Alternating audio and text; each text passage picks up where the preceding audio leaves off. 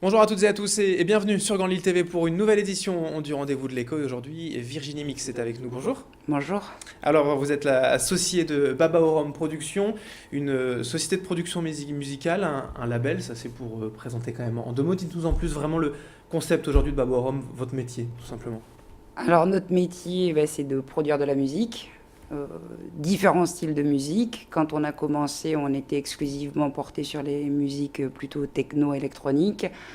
Et avec l'évolution du monde de la musique et tous les chamboulements qu'il y a eu ces 10 dernières années, on s'est ouvert à de nouvelles voies au niveau production musicale. On a fait de la production de musique du Nord, Carnaval de Dunkerque aussi, de la musique pour s'amuser dans le Nord, et puis pas mal de techno. Puisque Voilà. vous êtes une société nordiste basée à Marc-en-Barœul, comment Voilà. elle s'est créée en fait, cette Alors, société à la base? à la base, un de mes deux associés, Gérard Dupré, était le responsable créateur fondateur du magasin de disques USA Import.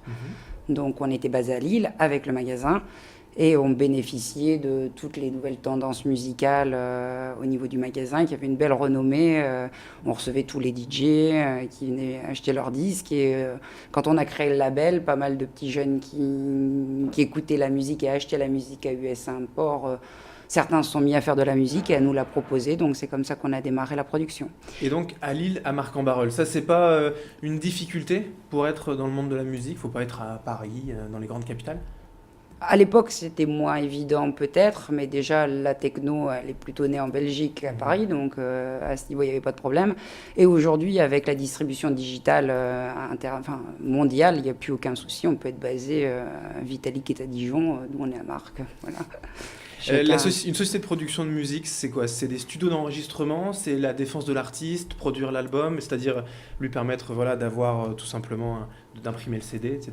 Ah oui, nous, on n'a pas de studio d'enregistrement. Quand on a un projet, au cas par cas, on fait appel à des studios pour capter la musique si c'est une harmonie ou un studio plutôt axé sur la musique électronique quand c'est un morceau de musique électronique, un studio plutôt classique pour la musique du Nord. Ça dépend vraiment du projet, de la couleur musicale qu'on veut donner, de ce qu'on est en train de faire. Mais nous, on ne produit rien sur place. On gère, on rencontre les artistes, on les met en relation avec les studios, on fait presser le CD, on le distribue, on gère les droits.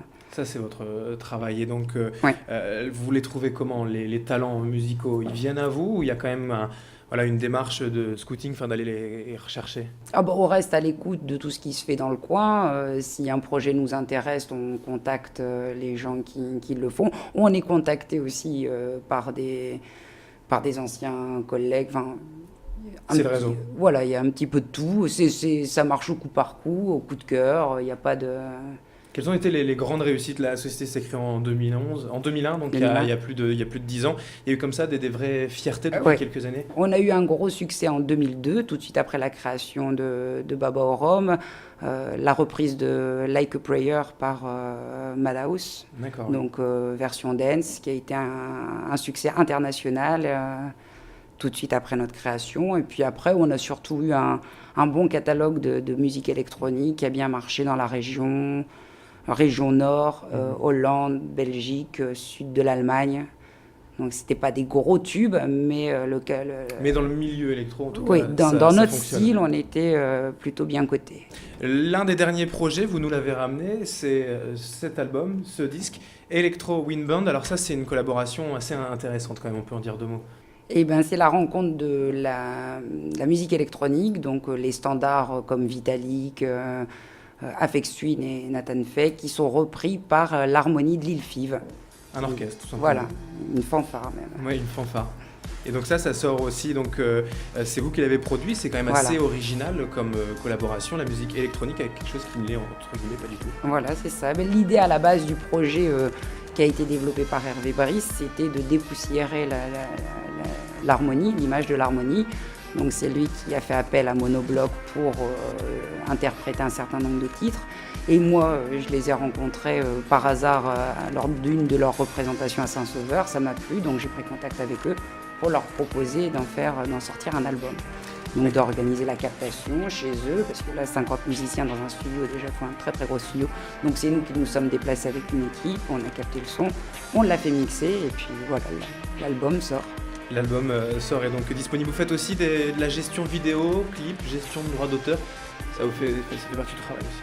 Oui, alors pour ce projet-là, on a décidé de produire un clip par titre parce qu'on aime le projet, donc on veut aller le plus loin possible avec nos propres moyens chez nous. On fait tout nous-mêmes.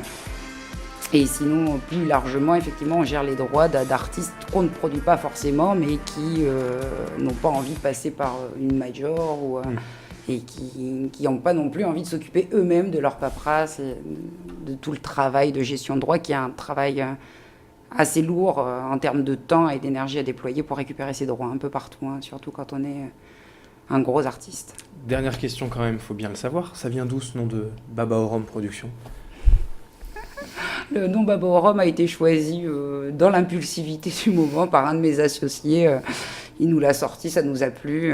On aurait pu appeler ça Baobab, mais comme c'était pris, il a proposé Baba Au Rhum, ça nous a plu, on l'a gardé. Aujourd'hui, pour vous retrouver, c'est à Marcq-en-Barœul directement pour vous contacter, les infos pratiques. On est situé rue Raymond de Rhin à Marcq-en-Barœul. Merci beaucoup Virginie Mix d'avoir été avec nous. Je rappelle donc que vous êtes l'associée de Baba Au Rhum Productions. Merci. Merci à vous. Et merci à toutes et à tous de nous avoir suivis sur Grande Lille TV. Dans un instant, l'information, on continue.